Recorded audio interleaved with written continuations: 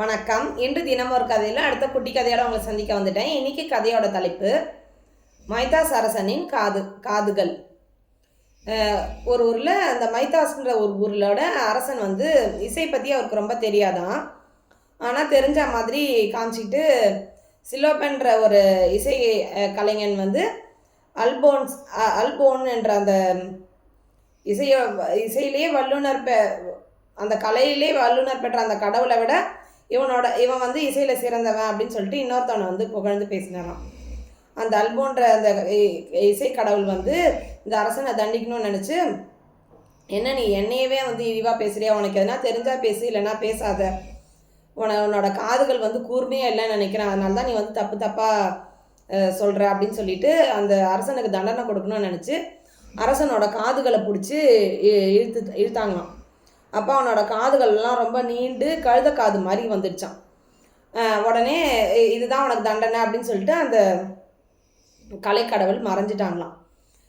இதை நினச்சி தன்னோட தவறை நினச்சி வருந்த மைதாஸ் அரசன் வந்து அதை வந்து திரும்ப பெறவும் முடியாமல் அதை மறைக்கிறதுக்காக அவனோட தலைப்பாகையை வந்து காதுகளெல்லாம் சுற்றி மறைச்ச மாதிரி ஃபுல்லாக அந்த காதுகளை மறைச்சி ஃபுல்லாக அந்த தலைப்பாகையை வந்து பெருசாக வச்சுக்கிட்டானான். ஆனால் முடி வெட்டுறவனுக்கு மட்டும் இது எப்படின்னு தெரியுமா? ஏன்னா தலைப்பாகை எடுத்து தானே முடியை வெட்ட முடியும். அதனால் அவனுக்கு மட்டும் இந்த விஷயம், அவன் பார்த்ததால அவனுக்கு மட்டும் இந்த விஷயம் தெரியும். அவன் வெளியில் சொல்லக்கூடாதுன்னு சொல்லி அவன் வெளியில் சொன்னால் நான் அவனை கொன்றுவேன் அப்படின்னு சொல்லி அந்த அரசன் வந்து பயமுறுத்தி வச்சுருந்தாரான். ஆனால் இந்த முடி வெட்டுறவனால இந்த ரகசியத்தை யாருக்கிட்டையும் சொல்லாமல் இருக்க முடியலையா. ரொம்ப அது கஷ்டமாக இருந்துதான். அதனால் அவன் என்ன பண்ணான்னா, வீட்டுக்கு போனதும் தோட்டத்தில் ஒரு குழியை பெருசாக தோண்டி அந்த குழிக்குள்ளே தலையை விட்டு அரசனுடைய காதுகள் கழுதை காதுகள் அப்படின்னு சொல்லிட்டு மூடிட்டு வந்துட்டானா. அது பக்கத்தில் இருந்த நாணல், அதாவது புல் செடிக்கு வந்து அந்த விஷயம் கேட்டுச்சான். அதுவும் வந்து அரசனுடைய காதுகள் கழுதை காதுகள் அப்படின்னு சொல்லிச்சான். இது வந்து அங்கே இருக்கிற சலவை தொழிலாளிக்கு கேட்டுச்சான். அவனும் வந்து என்னது அரசனுடைய காதுகள் கழுதை காதுகள் அப்படின்னு சொல்லிட்டு இப்படியே ஒருத்தர் மாற்றி ஒருத்தர் அந்த ஊர் ஃபுல்லாக தெரிஞ்சு போச்சான். அரசனுடைய காதுகள் வந்து கழுதை காதுகள் அப்படின்னு சொல்லிட்டு ஊர் முழுக்க தெரிஞ்சதுக்கப்புறம் அந்த அரசனால் அதை மறைக்கவே முடியலையாம்.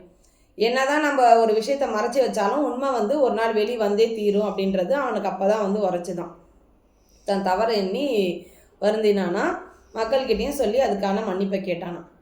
இதோட இந்த கதை முடிஞ்சுது. இந்த கதையிலேருந்து நம்ம என்ன தெரிஞ்சுக்கிறோன்னா, நம்ம உண்மையை மறைக்கணும்னு நினச்சி பொய் மேலே பொய் பேசி அது நம்ம ஒரு இன்னும் பெரிய இக்கட்டான ஒரு சூழ்நிலையை மாட்டிக்கிறதுக்கு இதுதான் உண்மைன்னு அதை ஒத்துக்கிட்டு அதை கடந்து வந்தாக்கா அது நமக்கு நன்மை அளிக்கும்.